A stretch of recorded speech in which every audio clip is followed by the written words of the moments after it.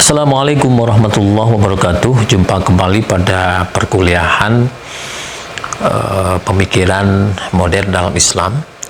Saudara-saudara, tokoh kali ini yang akan kita bahas adalah Muhammad Syahrul.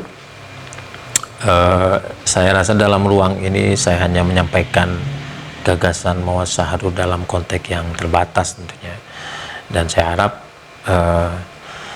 Anda bisa memperluas bahan bacaan sehingga dapat memperoleh informasi yang komprehensif mengenai Syahrul. Nah, sekali lagi pembahasan ini singkat ya, untuk mengetahui domain-domain saja dari pemikiran Syahrul. Nah, Syahrul dilahirkan di Damaskus, Suriah pada 11 Maret 1938. Pendidikan dasar dan menengah berlangsung di Damaskus.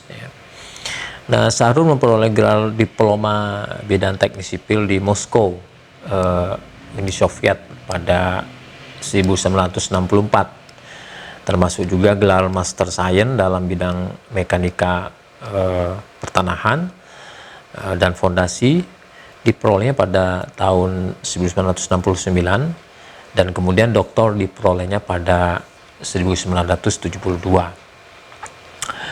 Saya menarik dan memposisikan tepatnya ya Muhammad Syahrul ini sebagai tokoh pembaharu, mengingat Syahrul memiliki gagasan pemikiran yang baru dan bahkan menantang pemikiran yang dianggap telah mapan ya, seperti misalnya pemikiran tradisionalisme Islam ya, atau Muslim tradisionalis.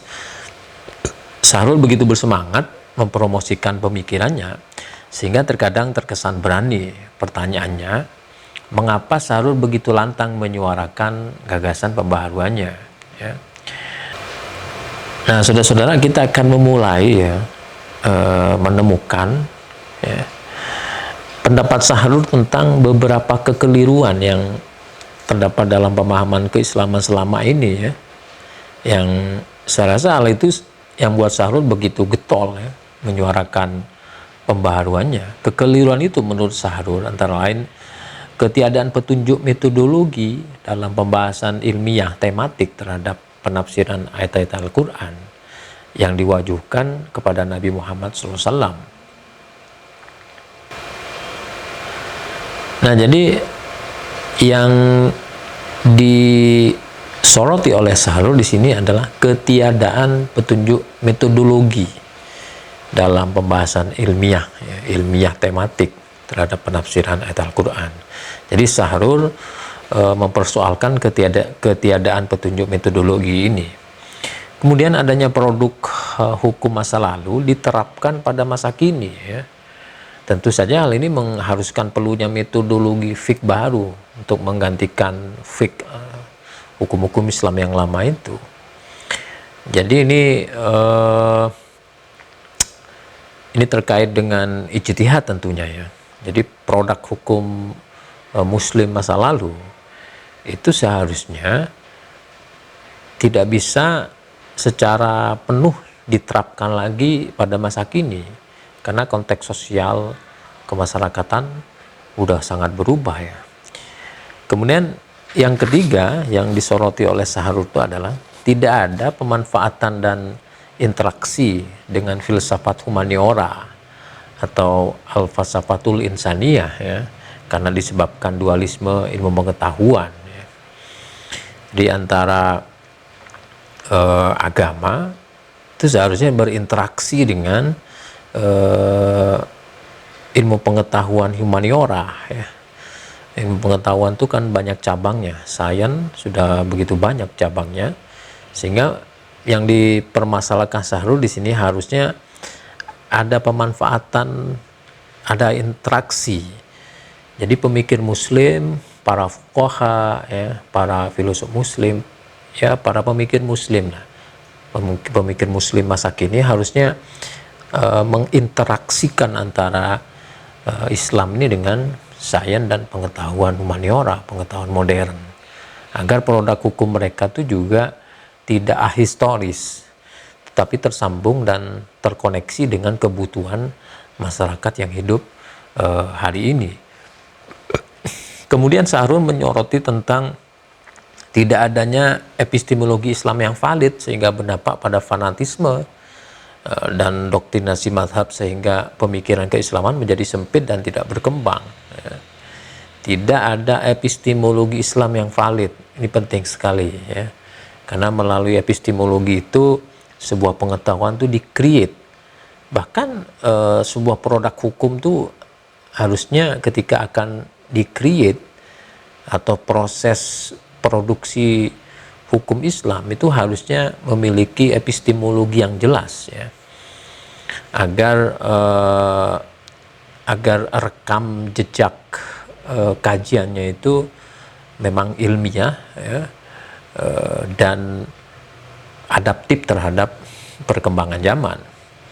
Kemudian yang disoroti Sahrul berikutnya adalah produk fik yang ada sekarang sudah tidak relevan lagi dengan tuntutan modernitas ya, sehingga diperlukan formulasi fik baru. Jadi ini senada dengan sorotan Sahrul sebelumnya ya, mulai dari epistemologinya ya, kemudian ontologinya. Seharusnya kajian-kajian Islam, ajaran Islam itu harus diinteraksikan dengan pengetahuan manusia yang baru. Kemudian epistemologinya juga harus diselaraskan dengan produk-produk pengetahuan yang up to date ya. Dan yang terakhir tentu saja produk hukum Islam itu juga harus relevan ya, harusnya dengan tuntutan kemanusiaan masa kini, bukan dia jalan sendiri ya. Kalau ada sebuah produk hukum yang berjalan sendiri, dia tidak sesuai dengan tuntutan masyarakat, maka produk hukum itu nantinya akan bertentangan dengan kepentingan banyak orang ya, dan tentu saja implementasi dari produk hukum itu akan menemukan persoalan-persoalan. Nah, dari beberapa item yang disoroti oleh Sahrul di atas tampak bahwa Sahrul memiliki keinginan untuk mengkritik pemikiran Islam yang berkembang saat itu ya, yang didominasi oleh pemikiran yang lemah dan mengandung kekeliruan yang Sahrul menganggapnya seperti itu. Sahrul menegaskan bahwa tipe pemikirannya adalah keluar dari tipe pemikiran tradisional ya. Dia memposisikan dirinya sebagai pemikir yang mengkritik secara keras model pembaharuan seperti yang telah dilakukan oleh kelompok Salafi ya. Seperti diakui Sahrul bahwa apa yang menjadi perhatiannya adalah perlunya tafsirannya segar atas wahyu atau Al-Quran kepada manusia.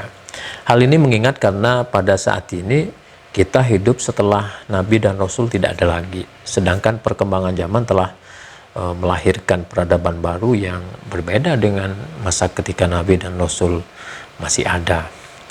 Saudara-saudara, Sahrul pernah mengungkapkan beberapa prinsip pemikirannya yang sebagian diantaranya sebagai berikut ya. Nah, ini yang saya masukkan sebagai pemikiran pembaharuan Sahrul ya. Pertama, tidak ada jalan lain untuk memahami teks kecuali analisis rasional, analisis yang sesuai dengan realitas objektif di tengah-tengah masyarakat tentunya. Yang kedua, bahwa kebenaran teks itu tidak terletak pada keindahan dan kecantikan retorikanya menurut Sahrul, melainkan pada substansi dan keadaan sebenarnya dari teks itu. Ide-ide kemanusiaan bisa benar atau bahkan salah manakala telah diuji oleh batas-batas pemikiran filsafat. Ketiga, ketika Al-Quran telah diwahyukan, ia mewakili sebuah level baru dari evolusi linguistik ya. Ia menampilkan teks berkualitas tinggi di mana Arab jahiliyah tidak mengetahui sebelumnya. Nah, relevansi hal ini untuk konteks sekarang adalah bahwa metode tafsir juga harus mengalami perubahan agar dapat menjelaskan Al-Quran yang tafsirannya bermanfaat bagi kehidupan masyarakat saat ini tentunya. Dan yang keempat, Al-Quran menurut Sahrul itu pasti gitu ya. Artinya Al-Quran itu pasti menjamin adanya kesesuaian yang sempurna ya, antara naskah kitab dengan realitas keberadaan atau kehidupan manusia. Di dalam Al-Quran tidak ditemukan hal-hal yang tidak bermanfaat atau sepele dan bahkan dangkal. Jadi agar Al-Quran itu lebih memberi rahmat bagi kehidupan manusia di zaman kapanpun, maka kita sebagai pengemban Muslim, sebagai pengemban Al-Quran itu harus bisa terus secara dinamis menemukan relevansi sudut-sudut kehidupan manusia ini yang bisa diilhami oleh Al-Quran gitu ya. Tentu saja ini membutuhkan upaya-upaya dari umat Islam ya. Kalau umat Islamnya berhenti berpikir, berhenti menafsirkan, berhenti untuk menginterpretasi secara kontekstual, maka lambat laun Al-Quran tidak lagi bisa mengilhami kehidupan manusia. Nah, menurut saya karakter pemikiran Sahrur itu terletak pada semangat dan anjuran Sahrur ya. Bahwa kita semua sepakat interpretasi baru terhadap nas-nas agama itu diperlukan untuk menghasilkan produk interpretasi yang segar dan akomodatif terhadap persoalan kemanusiaan ya, atau keumatan kontemporer. Seperti yang disebut Sahrur, karena kita hidup di masa ketika Nabi dan Rasul tidak ada secara fisik di dekat kita. Oleh karena itu, interpretasi baru yang jelas tentu saja dibutuhkan. Nah, mari kita simak sebagian karakter dan paradigma Sahrur dalam mempromosikan pemikiran pembaharuannya. Nah, Hamdani Anwar dari UIN Jakarta ya, pernah menyatakan bahwa epistemologi Sahrur didasarkan pada metode semantik Abu Ali Al-Farisi dan ilmu linguistik modern yang menyatakan bahwa bahasa kemanusiaan termasuk Arab sekalipun tidak memiliki satu kata yang sinonim. Nah, dengan pijakan ini maka sebuah makna kata bisa berubah-ubah, berkurang atau bahkan bertambah disebabkan oleh proses evolusi sejarah gitu ya. Nah, dalam analisis saya dengan paradigma ini, maka memang sangat memungkinkan terjadinya fenomena out of date atas produk pemikiran keagamaan masa lalu atau hukum gitu ya, atau bahkan pemikiran tentang keagamaan gitu ya, tafsir keagamaan itu. Ini sangat memungkinkan akan out of date, tidak layak lagi atau expire pada masa-masa tertentu. Hal ini yang mengakibatkan Sahrur mengkritik pemahaman ulama yang masih menggunakan produk pemikiran dan hukum di masa lalu ya, untuk diterapkan sepenuhnya pada konteks kekinian. Nah, saudara-saudara, meskipun demikian ada kritik-kritik yang tajam terhadap Sahrur ya. Para pengkritik Sahrur seperti Ibrahim Abdurrahman menilai bahwa kekeliruan Sahrur adalah melanggar metode tafsir Al-Quran yang secara ilmiah sudah dianggap baku ya. Sedangkan Salim Al-Jabi menilai bahwa pemikiran Sahrur bersifat meraba-raba dikarenakan tidak mengikuti ketentuan yang telah ada. Sahrur juga dinilai telah menggunakan dialektika Marxisme dalam pemikirannya yang menjadikan waktu sebagai landasan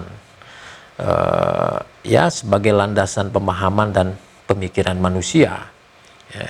Karena tadi itu ada sesuatu yang masih up to date dan ada sesuatu yang akan out of date. Nah, Hamdani Anwar menambahkan bahwa kritik terhadap Sahrur juga mengandung keberatan ya, atas digunakannya metode semantik dalam penafsiran Sahrur terhadap Al-Quran. Padahal pendekatan asbabun nuzul telah dipandang baku, dipandang memiliki otoritas gitu ya, baku, otoritatif ya, dan lebih memungkinkan bagi dihasilkannya tafsir yang benar. Nah, sebetulnya prinsip-prinsip asbabun nuzul itu sebenarnya sudah terdapat di dalam pemikiran atau paradigma berpikir Muhammad Sahrur. Saudara-saudara, terlepas pro kontra terhadap Sahrur, saya harap Anda bisa mengeksplorasi lagi tentang siapa Sahrur sebenarnya. Silakan Anda baca buku-buku atau hasil penelitian tentang Sahrur. Nanti kita diskusikan pada perkuliahan tatap muka atau offline. Sekian pemikiran Sahrur ini. Terima kasih. Assalamualaikum warahmatullahi wabarakatuh.